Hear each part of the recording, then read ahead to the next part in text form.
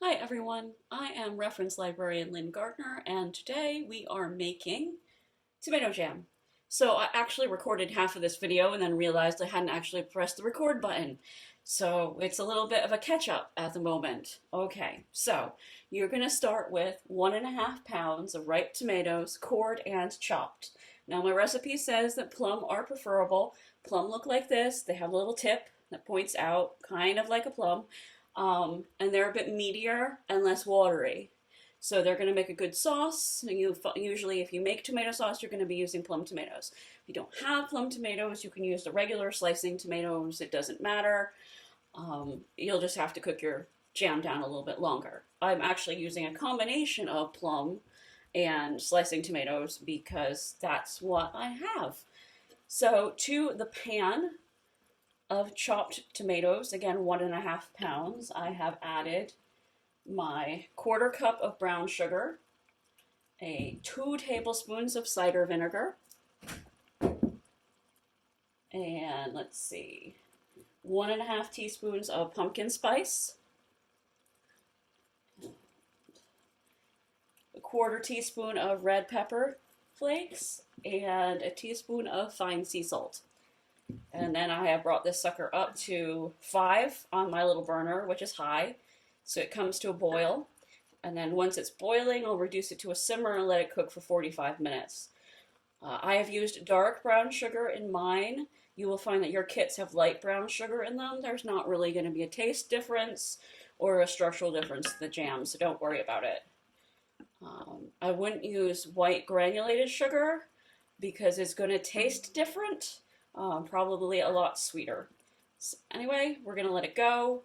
As you can see, I do have a lot of liquid in here. When I started, I didn't. Your pans will probably also look really dry when they start, but as the vinegar and the salt and the sugars all interact with the tomatoes, they will produce a lot of juice, which is why we're simmering this for 45 minutes to get it to thicken up and all the tomatoes to get very mushy. All right, so I'm gonna let it go until it comes to a good boil, and then I'm gonna reduce it to a simmer, and then we'll wait. I'll come back when it's just about ready, so I can show you what it looks like when it's just about ready, so there's no panic on your part, okay? All right, I'll be back.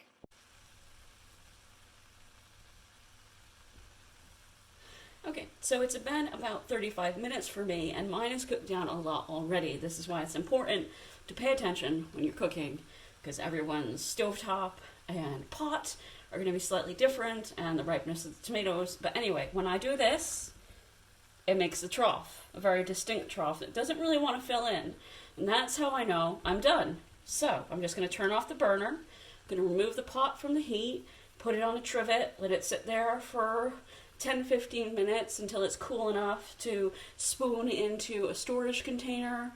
I'm probably going to use a jam jar, but you can also use Tupperware or Rubbermaid, just make sure, or a glass container like Pyrex, just make sure that it's stain resistant, or you don't care if the tomatoes discolor your container. What can you do with this now that you've made it?